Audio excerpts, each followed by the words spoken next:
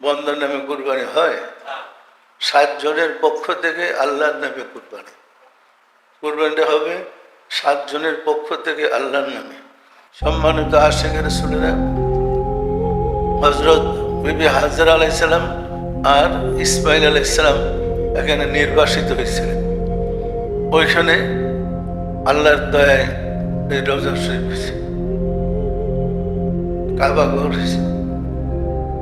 অনেকে বলে আদম আলাইহিস সালামের জমানায় কাবা ছিল, কিন্তু তখন আর কাবার অস্তিত্ব পাওয়া যায় নাই। ওনারা ইব্রাহিম আলাইহিস সালাম আর ইসমাইল আলাইহিস সালাম সম্মিলিতভাবে কাবা ঘর নির্মাণ করেছেন। কাবা ঘর নির্মাণ করার পরে বিধান আসছে হজের, এবং ইসমাইল আলাইহিস সালাম ওই মক্কায় ছিলেন, মক্কাতে বসবাস করতেন। ইব্রাহিম আলাইহিস সালাম ছিলেন হেব্রনে। ওইখান থেকে ওইখানে গিয়া পুত্রকে কুরবানি দিয়েছেন। এটা নিয়ে আমাদের দেশে একটা বিভ্রান্তি লাগাই দিয়েছিল এক হিন্দু বেড়া, যে ইসহাক আলাইহিস সালাম কোরবানি করা হয়েছে, ইব্রাহিম ইসমাইল না ইসহাক। এটা নিয়ে হাইকোর্টে রিট হয়েছিল। পরে পত্রিকায় আমরা দেখা যে কেউ আর জবাব দিতে পারছে না। ফাউন্ডেশন থেকে বলছে এটা আগের থেকে চলে আসছে, আমরা জানি। দলিল সম্বন্ধে নির্ভরশীল দলিল সত্তর কোর্টে রায় দিবে না।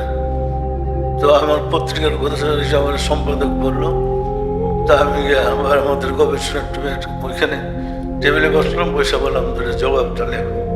পয়সা লেখা পরে আমি বাসায় গেছি, দেখাই দিলাম হজ কবের থেকে আসছে, কাকে কোরবানি করতে নিয়েছিল। যদি ইসহাক আলাইহিস সালামকে কোরবানি করতো, তাহলে ঈসা আলাইহিস সালামের অনুসারে ওই কোরবানি করে তো খ্রিস্টানরা কোরবানি করে, তো তাদের নেতারা যদি কোরবানি করতে তো হেরা কোরবানি দেয় না কেন?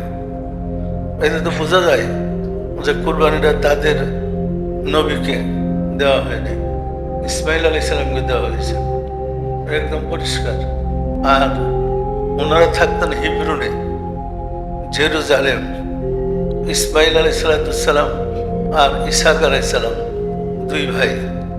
উনি ছিল সৎমার ছেলে, আর উনি ছিল মা হাজারের ছেলে, ওই জন্য ছিল বিবি সারার ছেলে। সুতরাং ওই দুজনের মধ্যে বড় ভাই ছিল, তখন তো তার জন্ম হয় নাই। যখন ইসমাইল আলাইহিস সালামকে কুরবানি দেয়, ইসহাক আলাইহিস সালামের জন্ম হয় নাই, জন্ম হয়েছিল কুরবানির পরে। সুতরাং একটা মিথ্যা কথা বললেই তো এটা কার্যকরী হবে না। আমরা দলিল দিয়ে দিছি, পুরা দলিল দেওয়ার পরে আমাদের পক্ষে রায় হয়েছে এই যে কুরবানির বিধান। আবার এটার ভিতরে ঢুকা দিছে অন্য কথা। আল্লাহ বলছে আমার নামে কুরবানি করো। আমরা কুরবানি করার সময় হুজুরটাকে জিজ্ঞেস করে কার কার নামে কুরবানি দিবে, আমরা 7 নাম লিখে দিই, মুখে বলি এবং একটা সিরিপের মধ্যে লিখিতভাবে হুজুরে দেয়। 7 জনের নামে কুরবানি দেয়। 7 জনের নামে কুরবানি দিলে গোশত খাওয়ান জায়েজ আছে? বন্দার নামে কুরবানি হয়? 7 জনের পক্ষ থেকে আল্লাহর নামে কুরবানি। কুরবানিটা হবে 7 জনের পক্ষ থেকে আল্লাহর নামে, এবং যার কুরবানি তার করারই বিধান। নিজের হাতে নিজের কুরবানি। রাসূল সাল্লাল্লাহু আলাইহি ওয়াসাল্লাম নিজের হাতে 63টা উট কুরবানি দিয়েছেন। সর্বমোট 100টা কুরবানি দিয়েছেন রাসূল, বিদায় হয়ে নিজে। অথচ আমরা না জানি বলি রাসূল ছিলেন গরিব। রাসূল গরিব থাকলে তারা 100টা উট কুরবানি দিলেন কেমনে? সুতরাং রাসূলের অনুকরণ করার অর্থ হলো ওইখানে কিভাবে হুজুর সাল্লাল্লাহু আলাইহি ওয়াসাল্লামের জিন্দেগি অতিবাহিত হয়েছে ওই স্মৃতিগুলো দেখেন। দেখলে হুজুর সাল্লাল্লাহু মহব্বত বৃদ্ধি পাবে এবং আপনারা আনন্দিত হবেন, আপনার মধ্যে একটা পরম শান্তি লাগবে। কিন্তু আমরা তো ভাষা বুঝি না ওনাদের, ওনারা যা বলে তাই। আর আমাদের মুআল্লিমগুলো বোঝায় বলতে পারে না। এই শয়তানকে কাঙ্কর মারে, এটা তো অনুকরণ। এখন তার ওইখানে শয়তান নাই, কাঙ্কর মারতেছে। যে ওনারা পিতা পুত্র কাঙ্কর মারছিলেন শয়তানকে, ওই চিহ্নটা রাখার জন্য সিমেন্টের খুঁটি বানিয়ে দেয়, তারপর কাঙ্গুর মাঠ থেকে জুতা ভিক্ষা লাগায়, আস্তে বড় পাথর মারে দেয়। শেষ পর্যন্ত বছর বছর ওই সিমেন্টের খুঁটিগুলোর আবার নির্মাণ করতে হয়। আমি তো ভেঙে ফেলা মাইরি খালি বসে থাকতেন। কি ঠুস অবস্থাটা দেখে বুঝেও না কি করতেছে। তো হজ করে আসলে খুশি যে আমাদের জীবনের গুণা মাফ হয়ে গেছে। ভালো, এটা তো মাফ হওয়া তো ভালোই, হজ করলে গুণা মাফ হয়। কিন্তু আয়সা ওলি আল্লাহদের বিরুদ্ধে জিহাদে লেগে যায়, এটা তো ভুল। ওলি আল্লাহদের বিরুদ্ধে জিহাদ করতে আল্লাহ বলছে, ওলি আল্লাহদের শিক্ষা অনুকরণ করতে হয়। দেখেন যারা জিহাদ করতেছে মা বাপরা মানে না, মানে কিভাবে খুন করতেছে, যেভাবে খুশি মানুষ মেরে জিহাদ করতেছে। তো হুজুর সাল্লাল্লাহু আলাইহি ইসলামের অনুকরণ করে না। রাসূল সাল্লাল্লাহু আলাইহি ইসলামের মক্কার জিন্দেগিতে জিহাদ ছিল না।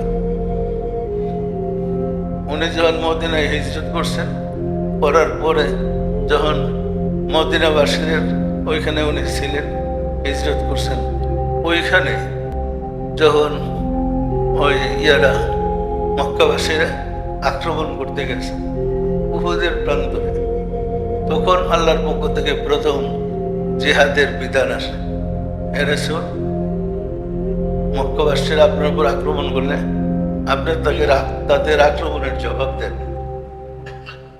এরপর থেকে জিহাদ শুরু হইল।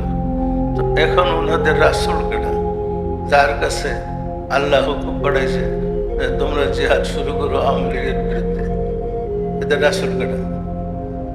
কোন রাসূলের হুকুমে চলে? একদম বিপদগামী ধরন। শুধু আজকে না, আগের থেকে শুরু করছে দেখেন মিলাদের বিরুদ্ধে। এরা সরাসরি মিলাদের বিরুদ্ধে। আমাদের জাকেরা কোনো জায়গায় মিলাদ পড়তে গেলে দল বান্ধাইছে মিলাদটা বন্ধ করে দিতে। আসছে না, আসে নাই? আপনাকে ডিস্টার্ব করছে না, করে নাই? এখন ঝড়ের মধ্যে কিছু থামছে, কিন্তু এই থামা কয়দিন থাকবে আল্লাহ ভালো জানে। এখন তো দল পাল্টে নানান কথা বলে। সুতরাং ওইখান থেকে অনুকরণটা ইসলামের। তো মদিনা থেকে আমাদের ইসলাম, মদিনার ইসলামটি আমাদের দেশে। আর এগুলো হলো ধর্মের নামে প্রতারণা করা, মানুষের ধোঁকা দেওয়া, ওটা ধর্ম না। রাসূল সাল্লাল্লাহু আলাইহি ওয়াসাল্লাম ফরমান, আল মুসলিমু মান সালিম আল মুসলিমুনা মিন লিসানিহি ওয়া ইয়াদিহি। সেই প্রকৃত মুসলমান যার হাতের দ্বারা, মুখের দ্বারা অন্য মানুষ নিরাপদে থাকে। এদের হাত মুখ দ্বারা অন্য মানুষ নিরাপদে থাকে? অন্য মুসলমানের কথা বলে না, অন্য মানুষ। আল মুসলিমু মান সালিম আল মুসলিমুনা মিন লিসানিহি ওয়া ইয়াদিহি। সেই প্রকৃত মুসলমান যার হাতের দ্বারা, মুখের দ্বারা অন্য মানুষ নিরাপদে থাকে। এরা তো একসাথে জিহাদই করতেছে। তো জিহাদ করলে পালাই যাও কেন? এখন পালাও কেন? সুতরাং এদের পতন হবেই। এটা খোদার উপর একটা, মানে আল্লাহর গজব এদের উপরে, মানুষ হত্যা করে।